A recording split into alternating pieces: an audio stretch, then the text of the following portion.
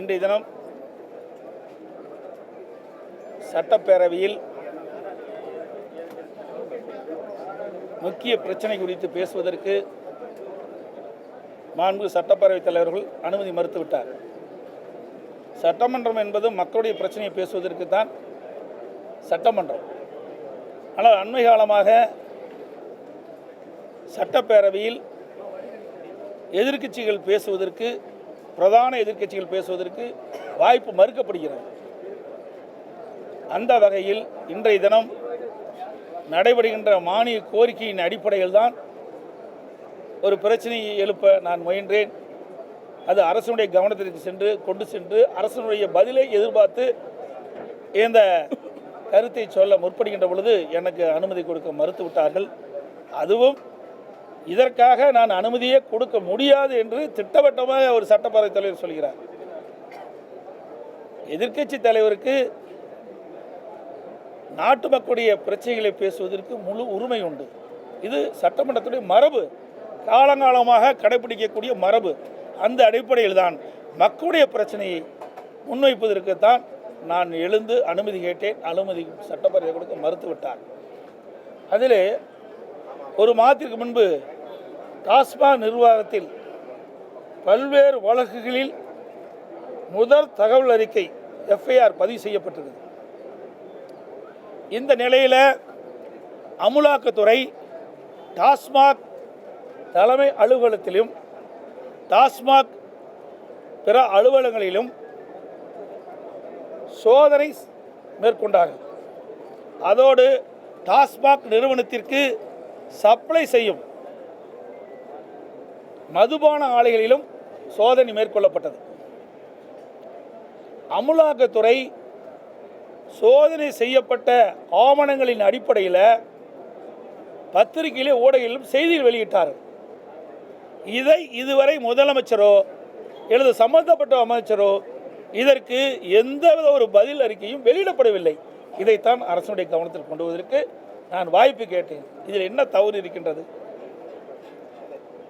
இன்றைக்கு டாஸ்மாக் நிறுவனத்தில் 1000 கோடி ரூபாய் முறைகேடு நடைபெற்றதாக அமலாக்கத்துறை குறிப்பிட்டிருக்கின்றது. அது குறித்து இந்த அரசு முழுமையான விளக்கம் தெரிவிக்கப்படவில்லை. இன்றைக்கு இதை சார்ந்த மானிய கோரிக்கை தான் வருது.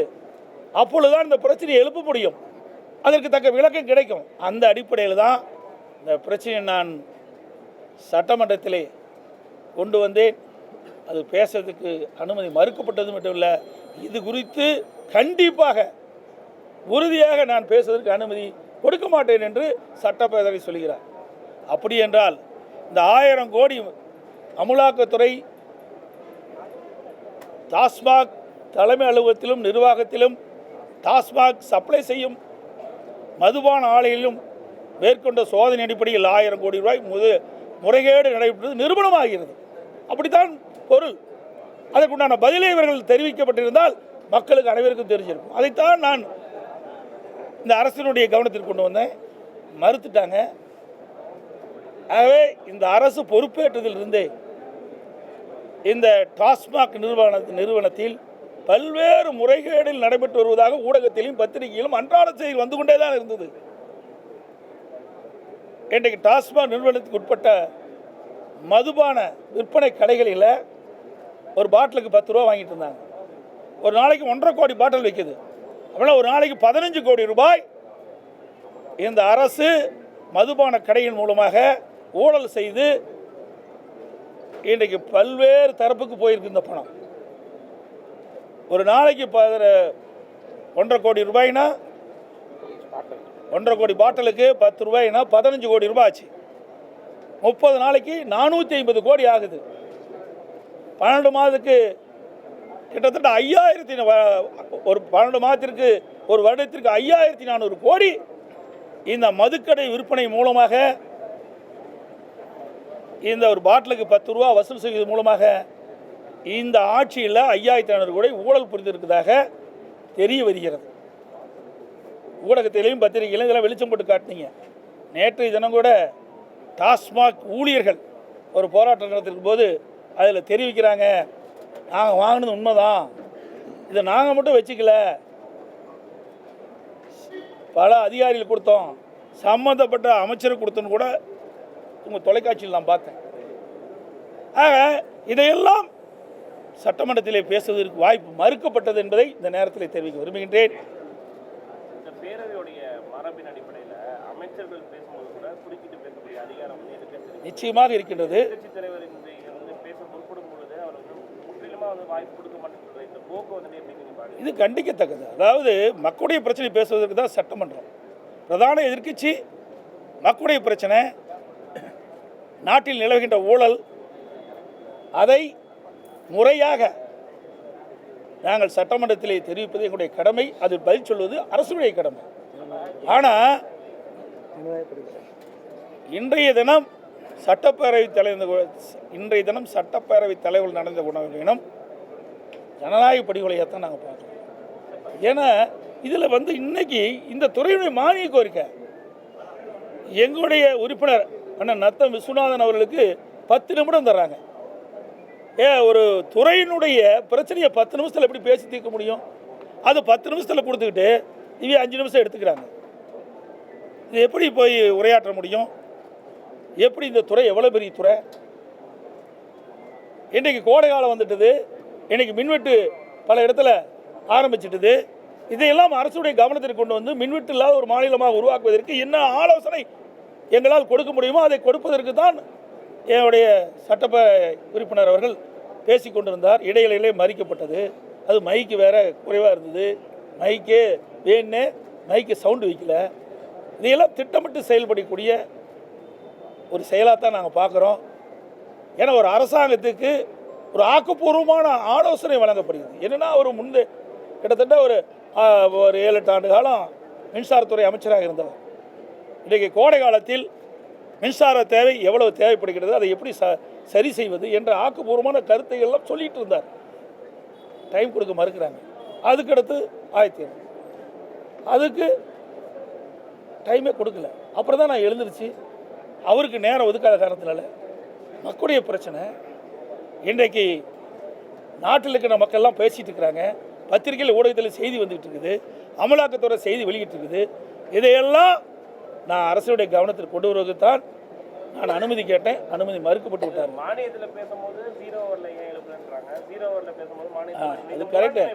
அதாவது நான் இன்னைக்கு 0 ஓவரில் எழுப்பலான்ட்டு இருந்தேன். இன்றைக்கு மானிய கோரிக்கை வந்ததுனால எதை எழுப்பக்கூடாது, சம்மந்தப்பட்ட அமைச்சரே இருக்கின்ற காரணம், அந்த துறையை வைக்கின்ற காரணத்தினால இந்த மானிய கோரிக்கையில் எங்களுடைய உறுப்பினர் பேசுவதற்கு தயாராக இருந்தால் அவருக்கு கொடுக்கப்பட்ட நேரம் இவ்வளவுதான் என்று நிர்ணயிக்கப்பட்ட காரணத்தினால அதற்கு மேல் அவர் பேச முடியல, அடுத்த துறைக்கு போக முடியல. அதனால் நான் எழுந்து பேச வேண்டிய நிலைக்கு தள்ளப்பட்டேன். அதை சொல்லிட்டு தான் நான் பேசுகிறேன். நீங்கள் நேரம் முழுமையாக எங்களுடைய உறுப்பினருக்கு கொடுக்கப்படவில்லை. அதனால் இந்த கருத்தை நான் இங்கே பதிவு வைக்க எனக்கு அனுமதி கேட்குறேன். முறையாக தான் அனுமதி கேட்டேன். அதுவும் நான் சொல்கின்ற கருத்து சரியாக இருந்தால் பதிவு செய்யுங்கள், தவறாக இருந்தால் நீக்கிட்டு சொல்கிறேன். அதையும் ஏற்றுக்கொள்ள மாட்டேங்கிறாங்க. பொதுவாக எதிர்க்கட்சித் தலைவர் எழுந்து பேசினா எப்போ வேணாலும் பேசணும், பேச அனுமதிப்பாங்க. இதுதான் வழக்கம் பார்த்துக்கணும். ஆனால் இன்றைய நடைமுறை சபாநாயகர் சுத்தமாக பேசக்கூடாது. அதாவது அனைத்து இந்திய அண்ணா திராவிட முன்னேற்ற கழக ஆட்சி என்பது ஒரு ஜனநாயக முறைப்படி நடைபெற்ற ஆட்சி. ஜனநாயக முறைப்படி நாங்கள் பேசுவதற்கு அனைவருக்கும் வாய்ப்பு கொடுத்தோம். நான்கு அம்மாவர்கள் முதலமைச்சர் தலைவர்கள் பொன்மனச்செம்மல் புரட்சித் தலைவர் எம்ஜிஆர் காலத்திலும் சரி, நான்கு தேதியும் புரட்சித் தலைவி அம்மாவுடைய காலத்திலும் சரி, நான் முதலமைச்சர் இருந்த காலத்திலும் சரி, சட்டமன்றத்திலே எதிர்க்கட்சி உறுப்பினர்கள் பேசுவதற்கு அதிக வாய்ப்புகள் கொடுத்தோம். அப்படி வாய்ப்புகள் கொடுத்தா தான் அவர்கள் பேசுகின்ற கருத்தின் அடிப்படையில் அந்த பிரச்சனையை தீர்ப்பதற்கு வழிபிறக்கும். அது ஒரு ஆரோக்கியமான அரசியலாக இருந்தது, ஒரு ஆரோக்கியமான அரசு செயல்பட்டது. இதெல்லாம் அப்படி அல்ல. இன்றைக்கு அமலாக்கத்துறை கண்டு நடுங்கிட்டு இருக்கிறாங்க, பதில் சொல்ல முடியாத நிலை. அதனால தான் இன்றைக்கு சட்டப்பேரவைத் தலைவர் என்றைக்கும் இல்லாதவருக்கு நீங்கள் எவ்வளோ முயற்சி எடுத்தாலும் இன்றைக்கு இதை எடுத்துக்கொள்ளவே முடியாது, அனுமதிக்கவே முடியாது என்று சொல்லுகின்ற நிலைக்கு இந்த அரசாங்கத்தினுடைய பின்னணி தெரிகிறது. திட்டமிட்ட செயல். நயினார் நாகேந்திரன் அவர்கள் ஒரு 1/2 மணி நேரம் சந்தித்து பேசியிருக்கோம். ஏதோ முக்கிய முடிவு எடுக்கப்பட்டிருக்கா? ஏங்க எங்கிட்ட எல்லாம் தான் வராங்க. பாட்டாளி மக்கள் கட்சி எம்எல்ஏ தினம் வந்துட்டு இருக்காரு.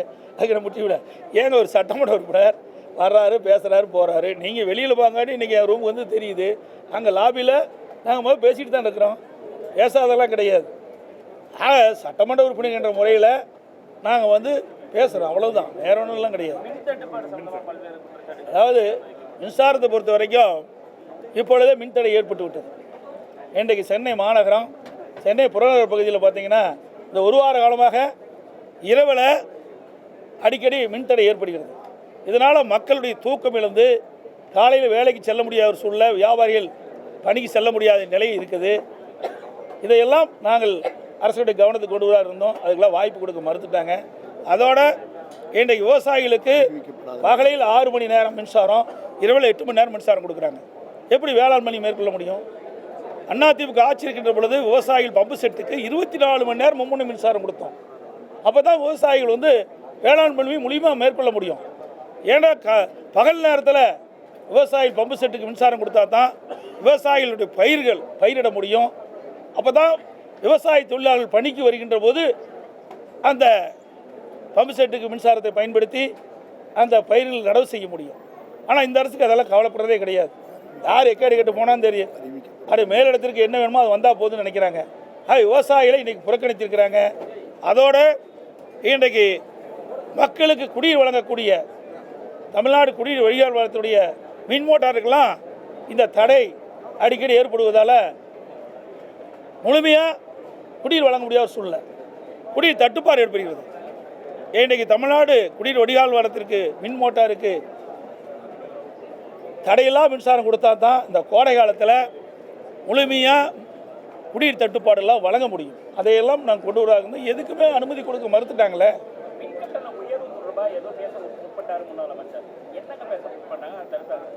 அதாவது இந்த அரசு ஏற்பட்ட பிறகு சுமார் 52% மின் கட்டணத்தை உயர்த்திட்டாங்க. ஆண்டுக்கு 6% மின் கட்டணம் உயர்த்துன்னு சொன்னாங்க. உயர்த்தின பிறகு 3 ஆண்டில் 18% மின் உயர்த்திட்டாங்க. இப்போ 52, 18, 70% மின் கட்டணம் உயர்ந்து போச்சு.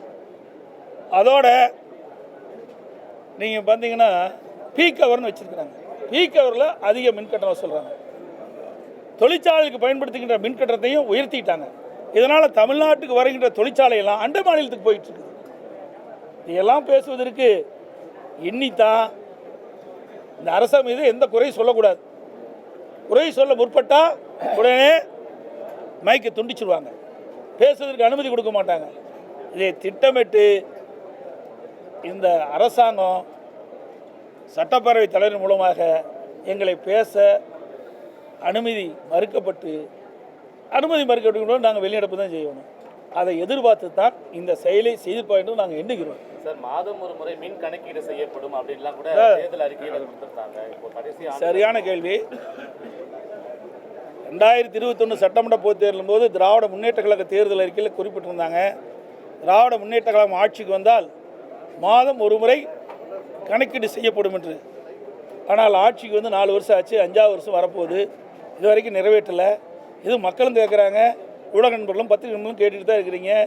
பிரதான எதிர்க்கட்சி நண்பர்களும் நாங்களும் சட்டமன்றத்தில் கேட்டுட்டு இருக்கிறோம். ஆனால் இந்த விடியா ஆட்சியில் மக்களுடைய பிரச்சனையை அவர் பொருட்படுத்துதில்லை.